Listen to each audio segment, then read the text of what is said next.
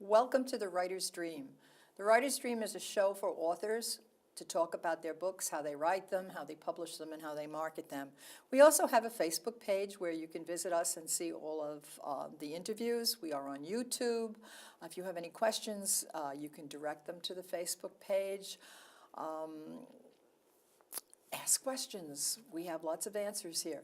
Today's guest is Diana Rose Iannarone, and she is the author of Me and My Shadow. And Right. she's also an advocate and a life coach. Right. And welcome to the show. Thank you. Thank you for having me. I appreciate it. So how would you describe yourself, Diana? I would describe myself as somebody very passionate about making a difference in the world, and that the way I like to do that is to help everybody kind of ignite the power that's already in them. I think we get a little dormant and forget that we can be the authority of our own lives, and we misplace the authority as if it's somebody outside of ourselves. And so I like to kind of help people wake up to that and remember Yes, that authority. I'm always fascinated by that term, advocate and life coach. Can you describe what an advocate is? I mean, I know what an advocate Right. is, but... I understand. It's really interesting because I almost feel like when I use the word advocate, it is normally when you hear it, it's traditionally you going and fighting for other people. And I do a lot of that, helping people in those cases. But more often than not, advocating to help people remember that they can be their own advocate. It's, again, about igniting that power within them to not be oppressed in any way, not be abused in any way, not be taken advantage of in any way, and that they have the power to change that, to alter that. And that's part of what my coaching is about also. I think most of us, or maybe it's surprising to hear that very early in our childhood, we adopt beliefs. We adopt those beliefs, when we're 7 years old, when we didn't really have all the wisdom necessarily to make those good decisions.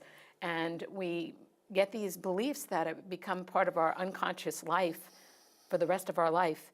And if we never evaluate them, we're actually living our lives on terms that we don't even realize are not our own. You're describing most of the people I know, including myself. You need my book. Be a good girl. Exactly. Okay. Exactly. Well, believe me. Don't be selfish. Yes. And it's selfish to do anything for yourself, of course. Absolutely. Yeah. And then life happens. Yes. And husbands and partners and kids and jobs and where am I in all of that? That's right. And it's about making yourself a priority and acknowledging that's not being selfish. Because if you don't make yourself a priority, you don't have the energy, you're not equipped to have that much to give because you're utilizing all your strength to, carry all these other pieces. The well runs dry. Yes, the well runs dry. Absolutely. And you have to have a way to replenish the well. That's right. Because as I have said to many of my friends, if you don't take care of yourself, who will? If not you, then who? You cannot take care of anybody else. That's I'm part of that generation, the sandwich generation, where taking care of elderly parents and also trying to help raise grandchildren and sometimes have a sickly spouse, and all of those problems tend to suck you dry. And you go, why am I so tired? I kind of call myself like a crisis manager because usually by the time people come to me, they feel like they're on that last thread, that last rung. Absolutely. Like I'm going to give up on life here. I'm going to give up. I can't do it. And when you just revert and help people move back inward, it's amazing what they can do. But it's difficult when we've been raised, as you said, to be a good girl. That's a perfect demonstration. And these are the rules, and you must follow the rules. But we never step back to even evaluate who wrote these rules. Do we even agree with them? And so on. We get exhausted, and we have a hard time saying no. And even when we do say no, it's like, no, but let me give you this plethora of explanations so that I have the right to say no. Oh, the guilt associated with saying no is, I think, probably the basis of more neuroses and more dollars spent on counseling than anything I can think of, especially for women. Right, that's exactly right. And I think that's the point, though, is it doesn't have to be years of therapy. I'm not trying to get into the therapy discussion, but No. Sometimes Wanna just talk about your book. yes, about the power of just learning. Like it's almost when I speak to some people and just say they have the power to say no, or why not say no, it's almost like I do. I can't do that because. Yes, exactly. And once they experiment with it a little bit, and they go, I felt pretty good, saying no. And but the reason why I wrote the book was because I suddenly realized that I had decided that other people, very specifically men in my personal relationships, were my authority. And so, how you're supposed to be, you're not supposed to be the authority in that relationship is part of the false beliefs that were, ingrained in me, and I think ingrained in a lot of people. Well, we should be co-authorities. Yes, yes. And part of that is just establishing that you have, rights and you matter and that you matter and that you can love yourself and do things for yourself and still be devoted to other people. It's not a choice. So let's talk about me and my shadow. Yeah. Okay. What actually inspired you to really sit down and write this book? Obviously, I've looked at the book, I've read sections of it, really related to it, and you. by the time you wrote this book, you have gone through a journey. Yes. Would you like to talk about that journey? Well, the first question, why did I write the book? I honestly always felt that I was supposed to write a book, but not so much because I saw myself as an author as much as I felt I had a message. And the message I thought I had, prepare yourself for this, the message I thought I had was how to heal the heart of the abuser. So armed with that belief, Wow. yeah, you can already start to draw a picture, can't you? So if you thought your purpose was to heal the heart of the abuser, then you would keep finding yourself in abusive situations. And I had been writing this book for 20 years. And from the perspective of how to heal the heart of the person that's harming me. And so you're or not putting your persons. focus on yourself. Right. So if I read a book, it was about how can I make this relationship better by helping him. If I went to therapy, it was about how can I learn this so I can help him. It was like I was going to fix the whole world. You should have gone to Al-Anon. But I was never looking at myself. And so, as I said, 20 years, on and off, obviously, would write it, and then it would go dormant for a while, and then I'd write it, it'd go dormant for a while. And I had a very big, I had a big executive job. I had been in the workforce for a lot of the time, and it led to me training a lot of people on perceptions, the power of thoughts, and the power of your mind. And I put all this together, but I was never applying all this wisdom I was acquiring to myself. And I left my quote-unquote big job in 2005 and became an executive life coach. And really, I'm still moving right along thinking I've got it all figured out. And then in 2007, my world kind of crashed when I realized I was married to what I would now call a sociopath. And it was a huge wake-up call because it helped. That's where I really started seeing how I bestowed my empowerment and my authority to those around me. Whether it was my career or my relationships, it was like you do what authority says. So that was the turning point. This That in was a huge 2007. turning point. Can you remember exactly what it was you were thinking that made you all of a sudden come to that? Was it an incident? Yes, well, it was a series of incidents in a relationship.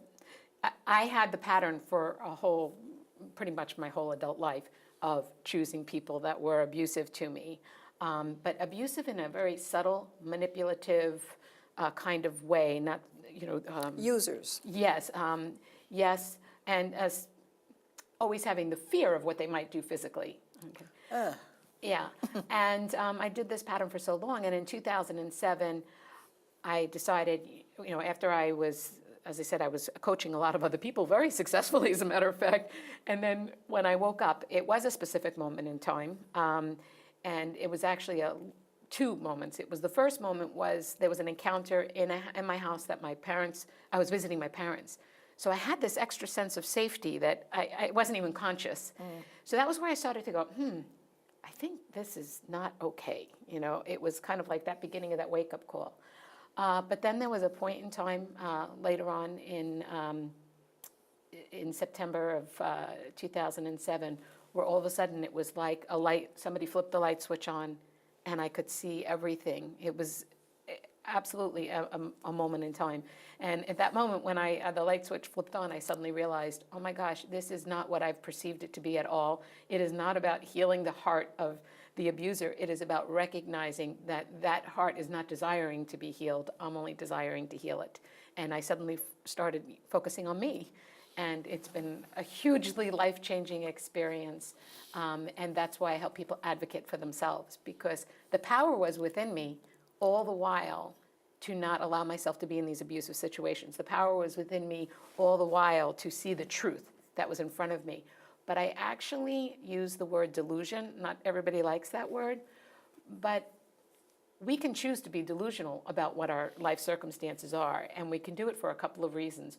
One would be because if we woke up to what it was, we have a lot of work in front of us. Oh, never mind, I'll just pretend it's not there. Well, I think it's a little bit more than that. To me, because I also was in relationships that were, I won't call them so much abusive, although it's a Right, matter of definition. it is a matter of They were more definition. users than they Yes. were abusers.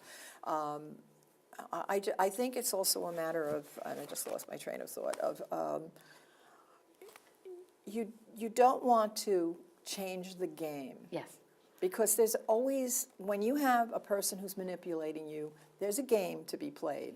And you all have your roles. And when you change the role, you evoke enormous anger in the Yes, other person. that's And exactly they right. want you to go back to who you were. Thank you. And Thank you. that's the hard work. That's exactly right, and that's what I do, is I help people go ahead and have the courage and power to make those changes. That is the heart of what I do. And this is not, the choice is, the book is really about being highly accountable for your life. And I had to recognize that I created all of this, I allowed all of this, I had the power to stop it, and that's not always a fun thing to realize.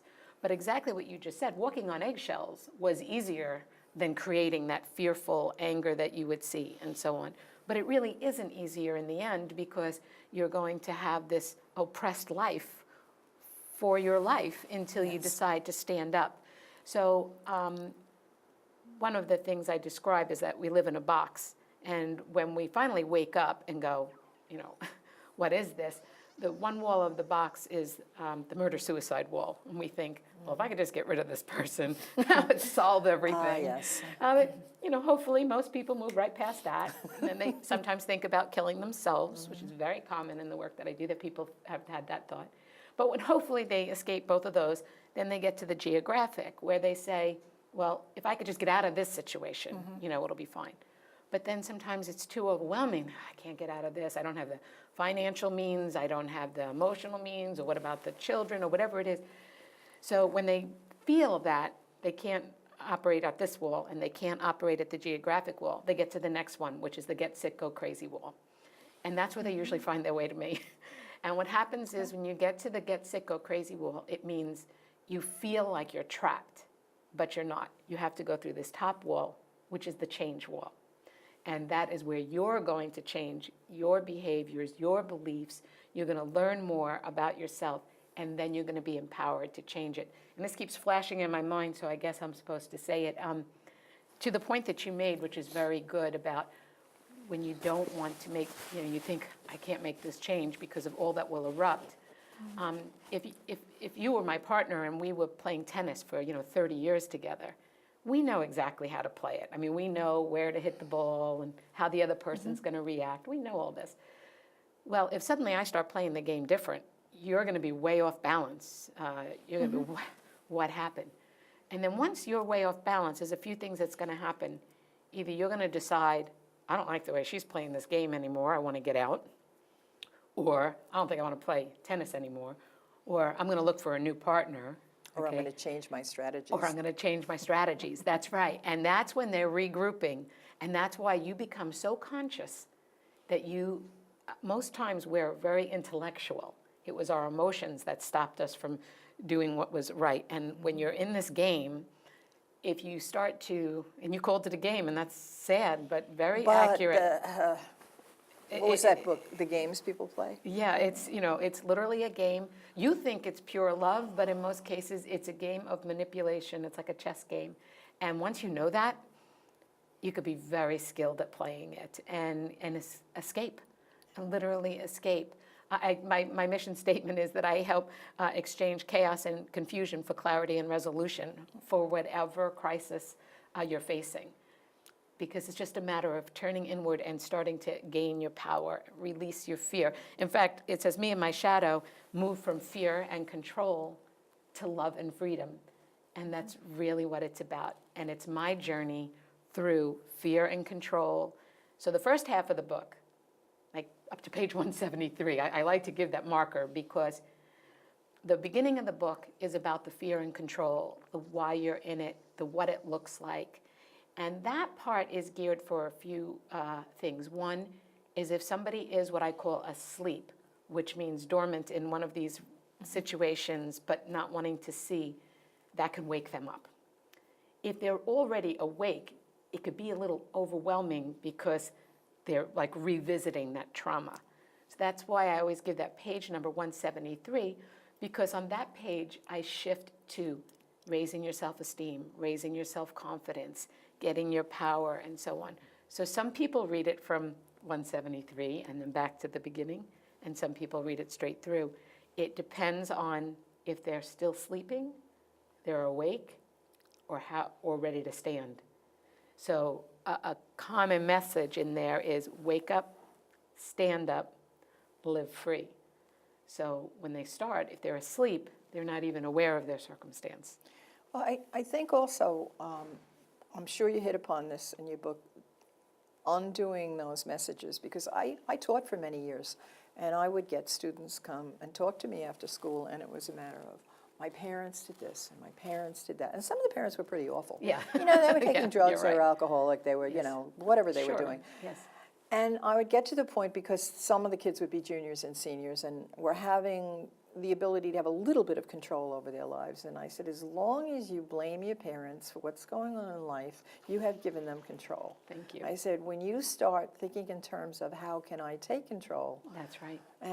and stop blaming them and get That's off the right. blame game, That's right. you will be able to start thinking of constructive things to do. And the other piece was that for me, I mean, the first time I realized that there was a game going on and that I was really being used, Yeah. there's a long period of observation. Mm-hmm. That's right. And you start to Sure look you at this haven't person, and you say, well, I've been through a lot of You watch how that person's playing the stuff. game. Yeah, you watch them. And if you can keep yourself from thinking those murderous thoughts, Yes. it becomes very interesting It and becomes informative. almost fun. I'm so grateful for everything you just said. The focus is about looking into the beliefs that we're carrying around. And I mentioned the word fully accountable. Some people get very frustrated to think that they have to be fully accountable because it can be overwhelming. But you're exactly right. As long as you have somebody to blame, then this is the conditions you've chosen to accept for your life. And if you want to live a happy, fulfilled life, that just can't be acceptable. But I always say observe more than control, because you've been in this environment for a long time. When you start to observe, you're like, I never realized how and all of a sudden you become very knowledgeable